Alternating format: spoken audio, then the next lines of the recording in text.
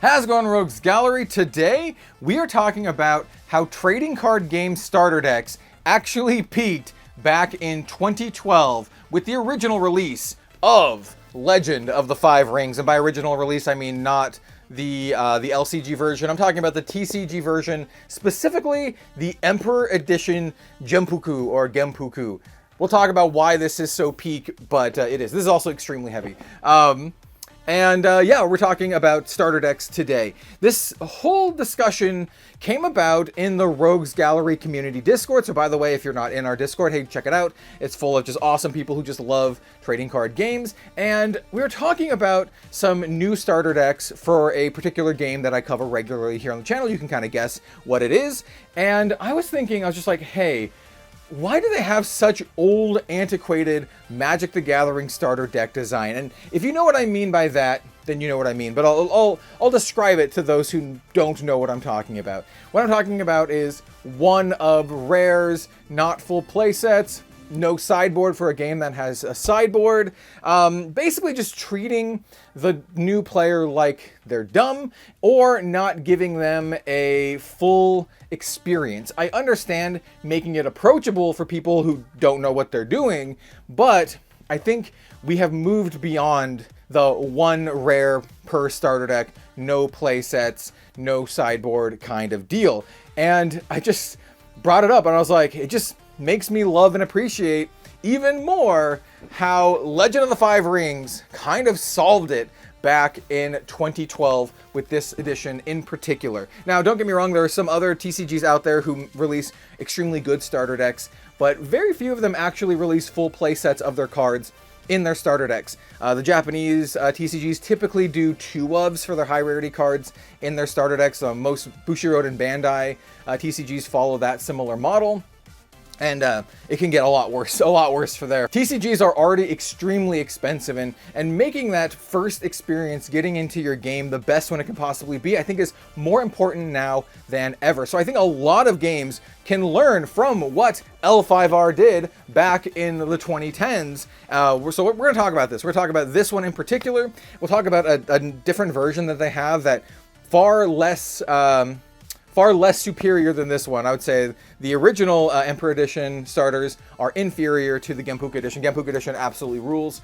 Yeah, so that's the video today. We're going to go ahead and go into a top-down, check some of these out, check out the original Emperor Edition, and just talk about how starter decks can be so much better than what we're accustomed to these days. Let's do it. All right, let's get started. Of course, we are featuring a L5R playmat with gorgeous artwork by Steve Argyle. I actually picked this one up from him in person at an event several years ago. He was actually one of the, or maybe the art director for L5R for quite a while. He told me he designed a lot of the set logos and a ton of stuff.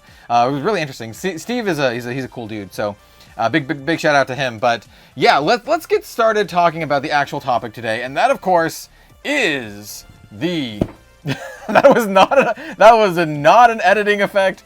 This is extremely heavy, legitimately heavy.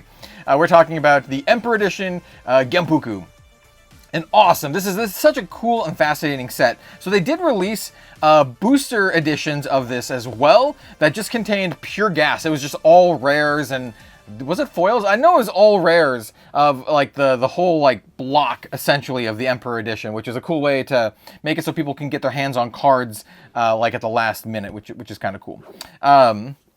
And we'll just kind of take a little bit of a look at some of the packaging here. Legend of the Five Rings is one of the coolest trading card games ever made. They did so many awesome and innovative things, and anyone who's played the game will tell you that. It's, in my opinion, one of the most beloved trading card games in history, especially, you know, outside of Magic, Yu-Gi-Oh, and Pokemon. It has such an enduring legacy, and I know a lot of the people who worked on this game are now working on some of other TCGs out there. So I've talked to them in person as well. I'm not going to name any names or shout out any TCGs in particular, but just know that there are people who are maybe watching this video, you know who you're talking about, who are working on other TCGs who used to work on L5R.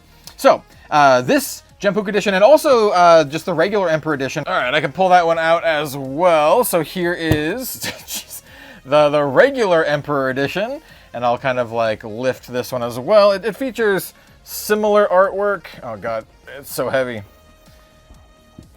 It features similar artwork, and what's inside will look extremely similar, but they could not be more different. They are so different. As you can see, I have a bunch of them sealed here, and we're actually going to open up one of them today, just so we can give you a comparison of why these ones, the Gempukku edition, are so awesome compared to basically every other TCG on the market. I would say these ones are more similar to what more modern contemporary TCGs do, though these ones also do some very cool stuff that not every trading card game does.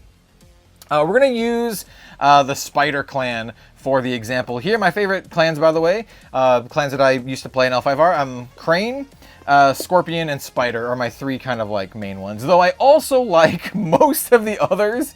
I also like Phoenix and Lion are kind of like my next ones. L5R is such a cool game, and most of the clans, or all the clans, have something distinct that sets them apart from every other clan. All right, so let's go ahead and set this off to the side. Like I said, this is extremely large and heavy, so we'll just kind of set that to the side for now. I'm just gonna move some other stuff around. All right, so let's go ahead and take out this. I also should remove, I'll remove a Crane Clan one as well for an example that I want to make as well. And then we'll scooch this off to the side as well. I don't know, maybe like up there. Okay, so Crane, I don't know. They're elegant, beautiful, expert sword masters and duelists.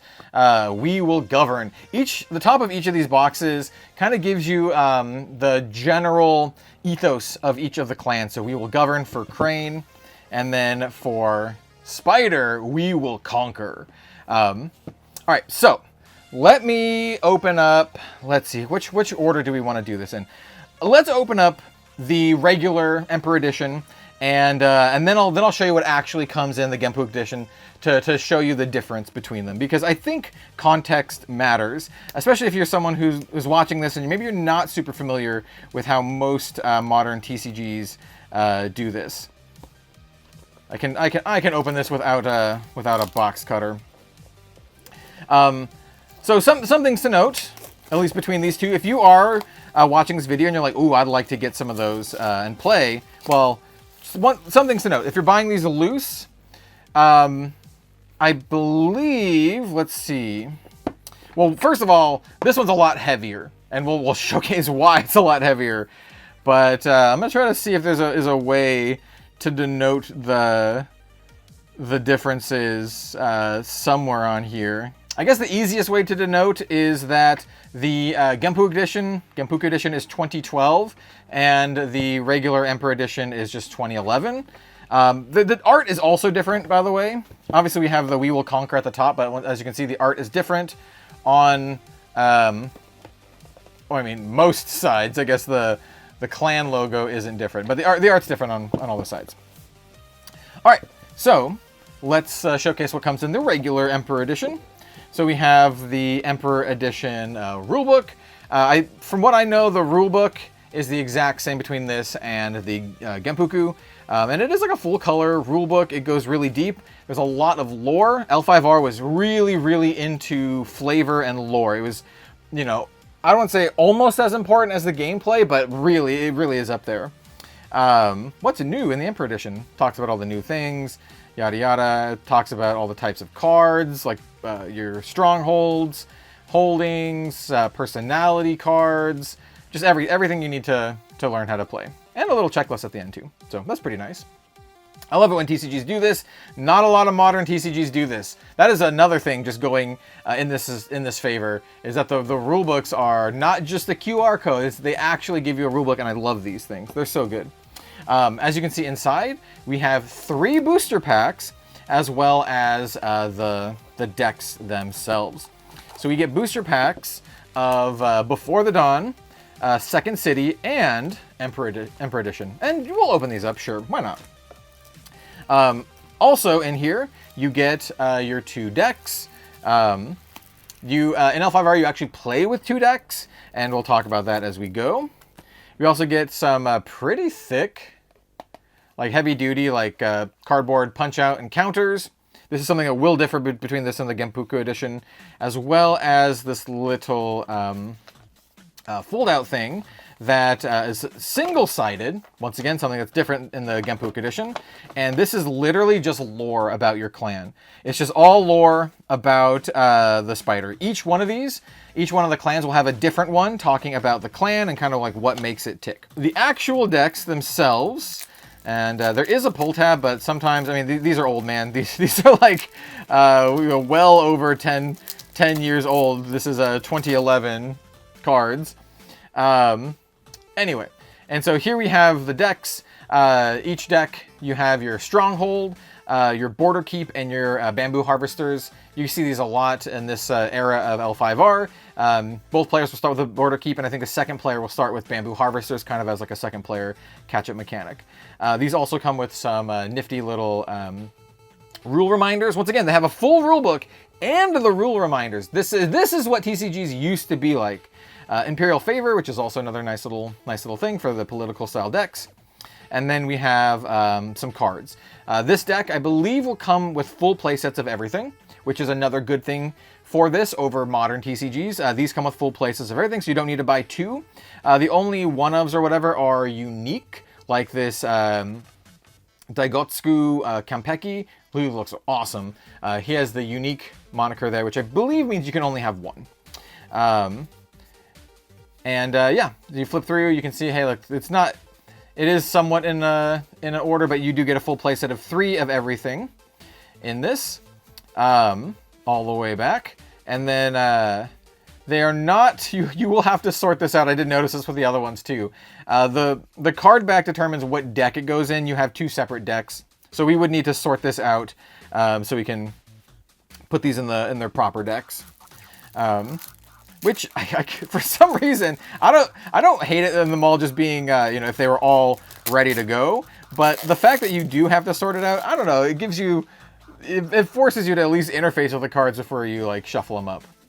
Face of Ninube. Got a spider, super cool. Spider uses a lot of yokai, monsters, ghosts, supernatural stuff. They're previously I think they were called Shadowlands, and then they became the Spider Clan. Usually your decks are consisting of your personalities, which are kind of like your characters, your holdings, which are kind of like how you generate gold. This stuff right here is really interesting. And then like your actions and that kind of stuff. What's cool about this is even in this version, which I think is like the inferior version of these, even in this version, you get your full deck, your 2... 40 card decks. You have to sort these out, but you get your 2 40 card decks, but they also give you other options for the deck. So here are alternate holdings, or alternate, like basically like our strongholds. I was gonna say starting locations, but alternate strongholds that we can run instead of the Steel Soul Dojo. We can run Keep of the Dead, the Shadow Lair, or Spider's Web instead, which is cool. And then here's like some lore cards that are just, I don't really do much, but they just talk about the lore of all the characters. Koku is something that you could trade in at was it a mail-in thing, or did you have to go to the LGS? I don't remember exactly off the top of my head. Here's some ad stuff, Stronghold stores, Imperial Embassy. They just added a bunch of extra stuff. Though I do remember the glory. You can it says collect 9 glory of cards and get a special promo card. So you would get 9 of the glory of the spider cards, and then you could like mail them in, I believe. You go to l5r.com for the details. I don't even know if that site still exists. You get 9 of these, you mail them in, you get a promo card, which is pretty cool. So it's like a kind of little bonus for, buying stuff. And then here, I think the Koku was similar to that, if I remember. But maybe it was LGS only, I don't remember. If you remember, let me know in the comments section down below. And then we also, at the end, we have a thing that just talks about what the Spider Clan's all about. And then 2 random rares. So these are completely random rare cards. As you can see here, we have like this political action. But we also have this Mantis Clan personality. So you get 2 random rares. Then you also get the booster packs as well. So you get your decks, you get a bunch of optional stuff and some other things. The deck box itself is big enough to fit your deck sleeved, which is also very nice. L5R has always done pretty nice, like, starter deck boxes. Like, these are not bad. I mean, it's not like the craziest thing. It's just like, you know, cardboard or whatever. But yeah, they're pretty sturdy. And then of course we get the 3 booster packs as well. And I feel like this is more or less what we get nowadays for the good starter decks. Full playsets of everything, maybe a couple little extras, and then maybe they toss in like a booster pack, and then they have you know, your other stuff here. What the Gempukku edition does is this, but like on steroids. And so let's go ahead and we'll take a look at the Spider Clan Gempukku edition. We'll open up these packs at the end. I want to keep talking about the differences here before we start like opening just some packs to look at cards. So here is the Gempukku edition. And you're going to see something immediately different. I mean, obviously the rulebook is different. It's the Emperor edition. Gempukku, so it has like the Emperor there. And it might be a little different. It might be no. I think it might be the same actually, but different art. More or less, the rules are the same. Doesn't matter. So as you can see here, this is absolutely packed to the brim with cards. Now I have opened up all of my Gempukku edition starters and played with some of them a little bit. It did come with 1 booster pack, or maybe 1 or 2 booster packs, but mostly it's cards, as you can see, packed to the brim with cards. We also have this, which is also different and extremely important. So this is one of the most important parts about this product, is this little piece of paper, because what this product does it gives you a deck list. So this is your Spider Clan deck list, and it shows you your Dynasty deck with 40 cards. This is the one that has like your personalities and your holdings, and then your Fate deck that has like items, strategy cards, and all that, like your action cards and whatever. So this is the deck list, and then here's more lore about the Spider Clan. Now, why do we have so many cards here if they gave us a deck list? What's the point of the deck list? Well, the amount of cards is directly relevant to that.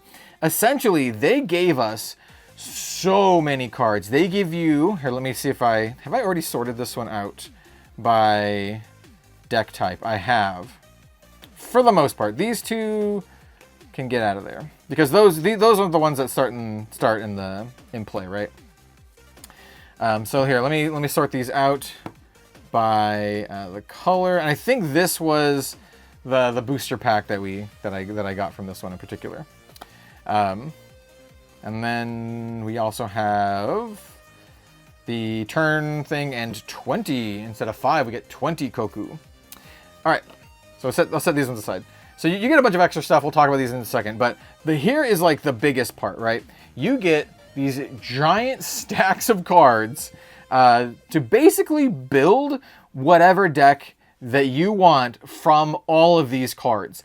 It gives you basically like a suggestion of what to do, the suggested deck list, but you don't have to build this deck. It gives you so many different options of things that you can do. Once again, it gives us, this one gives us 5 different options for the stronghold, including the Plane of Glass. So some of the similar ones, but we also get the plane of Glass. Imperial Favor. I like to put these with the Imperial Favor. Like I said, the Border Keep and the Bamboo Harvesters will start in play. And then here is all of the strategy cards. And once again, they are in full playsets. Playsets are 3 of in L5R. So playset of all of them, except for the uniques. Once again, you only run 1 unique. So we have the Goju House Guard unique, as well as the Ancestral Sword of Hante unique, which is very cool. I love it when they include, I love when the L5R decks include the Ancestral Sword or the Ancestral Armor of the clan. That's really cool. So once again, we have more play sets of everything. So you don't have to buy multiples, you just buy the one product, and not only do you get everything, like full play set of everything, you get a ton extras, so you can kind of like customize and build the deck however you want, including all of these come with one of each of all 5 of the rings. So air, earth, fire, void, and water. And one of the alternate win cons for L5R is to have all 5 rings. There's multiple ways to win an L5R. You can win through like a military victory or like a political victory. I usually go for political victories because I play Crane, but alas. And then we also have the other side, basically. So, you know, these are going to be some of the personalities. Once again, the uniques you only get one of. Here's the purveyor of questionable goods. It's a unique. But for all of the non-uniques, you get a full playset of everything. Pardon me. And the fact that they did this in 2012, keep in mind that this one, the Gempukku edition, was basically released, I believe, near the end or somewhat near the end of the Emperor edition. The original Emperor edition that we already showcased, that was kind of like at the start. This one's closer to the end. So it's kind of, in some ways, like a catch-up thing. But even then, like a catch-up starter, it's still really cool, not something that anyone does these days. But imagine if a deck, or here's another unique card, the Daigotsu's Guidance. Imagine if a TCG just released it like this, and then you could still do booster packs to have additional cards to supplement, the starters. But this gave, here I go for this. Here we have more Glory of the Spider, 3 of them. This gave the players agency to learn how to build decks, learn deck consistency, and it gave them some pretty sweet and cool, powerful cards. Like I said, it had the Ancestral Sword. I think all of them come with the Ancestral Swords. And this is, man, I just love this so much. I love that the fact that they're like, hey, we're going to give you a whole bunch of cards, and we're going to kind of make you build the deck, but here's the deck you can build. You can build it out, or you can just do whatever you want. Here's the giant, robust rulebook. It treated players with respect, which I really, really love. To me, this feels somewhat like FromSoft game design, not in terms of like difficulty, but in terms of giving the player enough respect to know that they're smart enough that they can, not just figure it out, but kind of like build their own experience and learn from it. And I really, really love that. And once again, I think this came with a booster pack. And as you can see, the rarity's here on the bottom. It's really hard to see, but the little star means it's a rare. I'm pretty sure all of these are rares because it came with a pack of Gempukku, or maybe 2 packs. I think maybe the Gempukku packs were small. 1, 2, 3, 4, 10, 11, 12. Maybe it had two packs of 6 cards each. I don't remember exactly, but I love this. I think this is one of the best starter products for any TCG I've ever seen. And if you know me, I've literally played and covered almost every single TCG currently on the market, at least the ones that are on TCG Player. I played all the Bandai games. I play all the Bushiroad games. I play everything else for the most part. And after looking at all the starter decks from those games and previous TCGs, I really feel like this is some of the best. And another thing I want to note, and this is a small thing for a player, but this would be a big thing for a store. These, individually speaking, are small.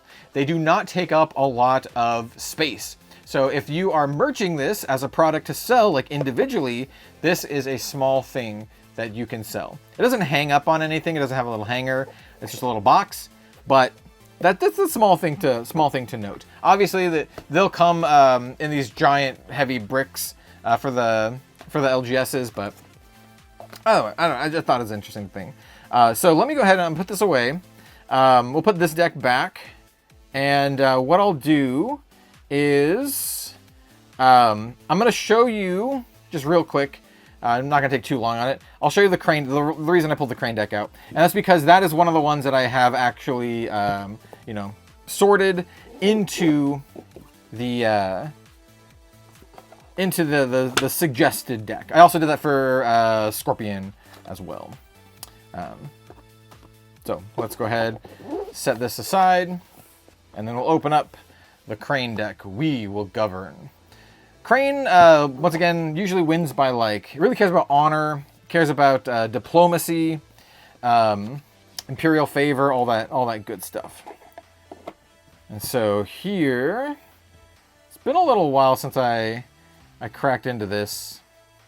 But here we have basically what the deck would look like. Oh man, I love Crane. This is what the deck would look like if you sorted it out. So you'll have your two 40 card decks, all built and ready to play. And then once again, the fact that you have so many extra cards it's like perfect, right? So you play with the deck, and then you can be like, oh, okay, I didn't like this part of it, or maybe I could have tried something else. I can try a different strategy, and then you can just do that. You can just do that because you have a giant other brick of cards to use. This is what the, like you can see the comparison here. This is what you'll actually be playing with. You have this much to edit with.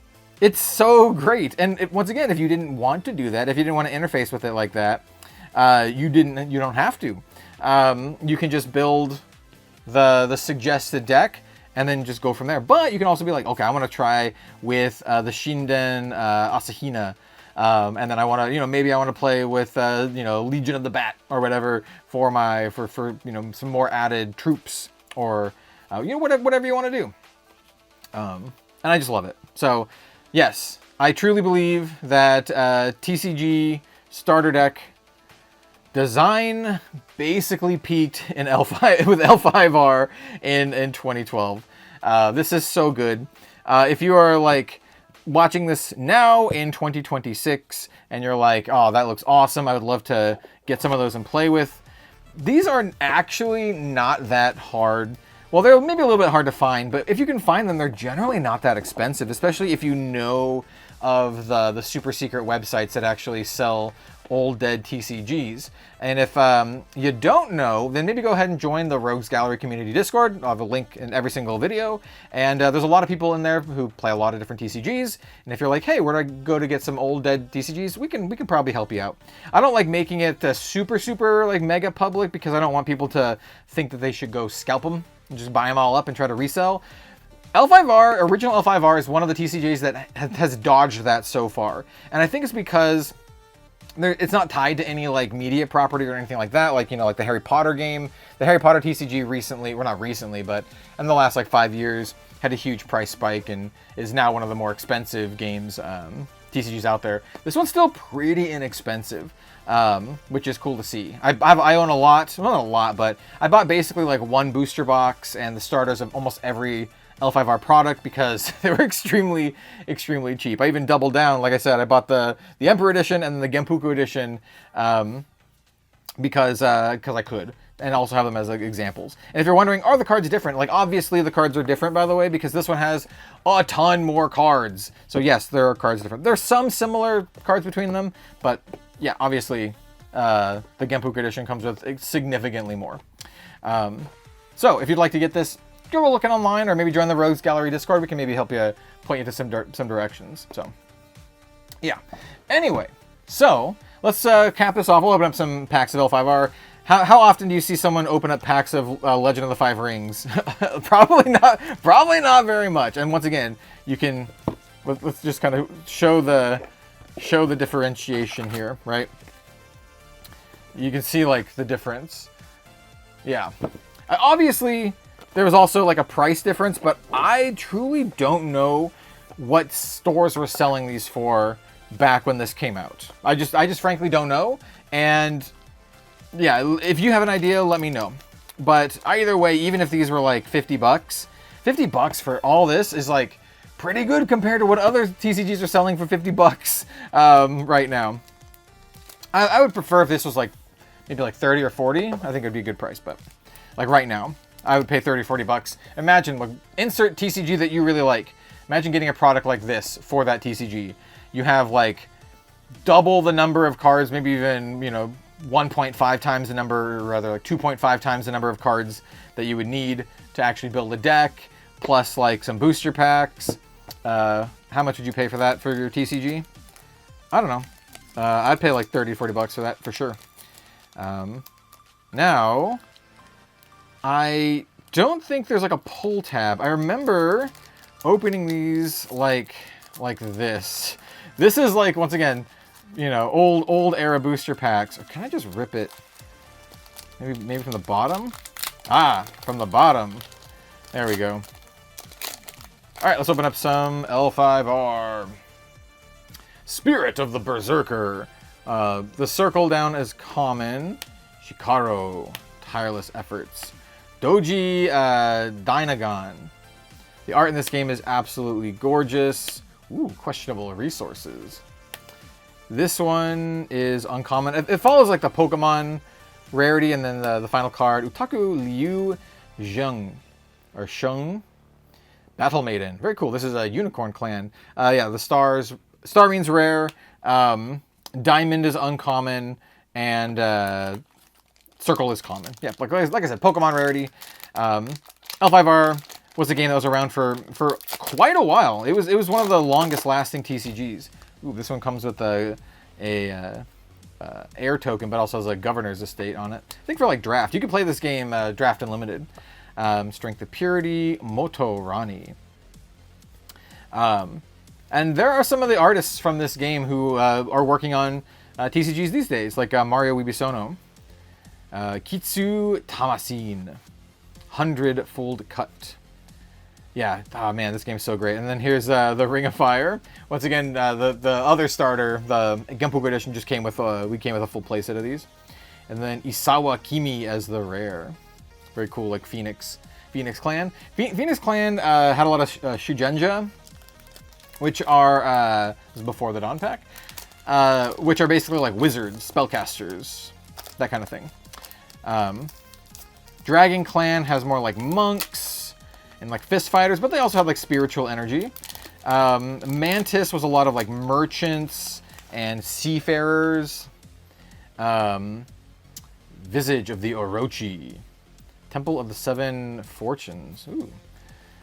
Yeah, L5R is so good. Kunji, this is a Phoenix Clan non-human Shugenja cavalry. It's like it says it's a Fwang Huang. I'm not entirely sure what that, it looks like a phoenix. It looks like a phoenix. Advanced warning, yeah. Stone-hued shrine, beautiful. Revenge, and then we have Bayushi Ibarra, and then Unorthodox Attack is the rare. It's the rare, I believe. And yeah, like I said, L5R peaked.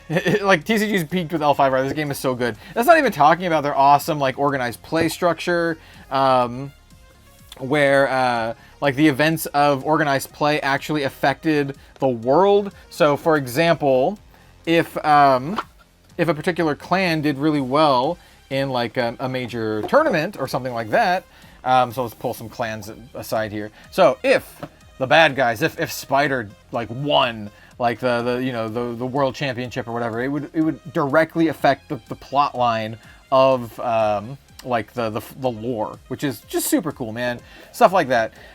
People got really attached to what clans they were in L5R. Like I said, Crane for me, but I have my secondaries. Scorpion and Spider are up there, and then I had like my third Aries. I like Lion and Phoenix as well. The other ones are cool too, but these are the ones that I gravitate towards. And let me know if you played L5R in the comment section down below.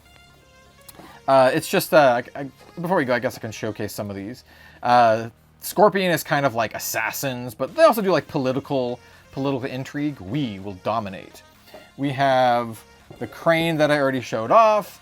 Very like regal, very like political, but also they have a bunch of sword masters. We will govern. And then we have the Spider that we just showcased. Spider is like monsters, darkness, we will conquer. Previously the Shadowlands. They do also have some assassins, but also like, you know, zombies and that kind of stuff. We have Phoenix, we will discover. These ones are like the spellcasters. They also have some spiritual energy, that kind of stuff. Lion is the fighters, the warriors. Very like combat focused. They do have like actual factual lions. We will prevail. The dragon are also spiritual. but more so like monks, punchy fighties. Oh, that's got to be Steve Argyle artwork. Very pretty. We will contemplate. The crab they're like defenders. I know they had a lot of just like large fortifications and walls. They're all about like defense in terms of like combat. We will endure. Large castles and fortifications. Mantis is about like trade and commerce, a lot of seafaring. Yeah, like pirates and seafaring. We will profit. And then the unicorns are kind of like nomads, and they are very like cavalry focused, if I remember. Yeah. Cool stuff. Oh, look at that, beautiful. We will explore. So yeah, just kind of like a quick breakdown. If there's any game out there, if you're like, hey, Mr. Red Zone Rogue, what TCG would you like to see get rebooted in 2026? L5R, Legend of the Five Rings, reboot this game. This game is awesome. You can make it into something else. They tried it with Fantasy Flight, tried it and made it into an LCG. I thought the LCG was cool, but I think they can do other stuff with it. There's a lot of like modern game design these days that are different than the TCG model, and they can experiment with it, and I'm sure they can make something awesome. This is one that I would 1,000,000% be into and 1,000,000% play. I love Legend of the Five Rings, so yeah, just want to give a big shout out to this. This is one of the videos that I make every like 2 or 3 years where I gush about L5R and how it's like one of the best TCGs ever made. And some people don't even know that this game exists these days, and it is a damn shame because it is one of the all-time GOATs. Thank you so much for watching, everyone. Don't forget to like, comment, and subscribe. I really appreciate you for being here. Even though I'm sure this video is not going to do very well, it's still something that I wanted to do and talk about. Thanks again, everyone. We'll see you later.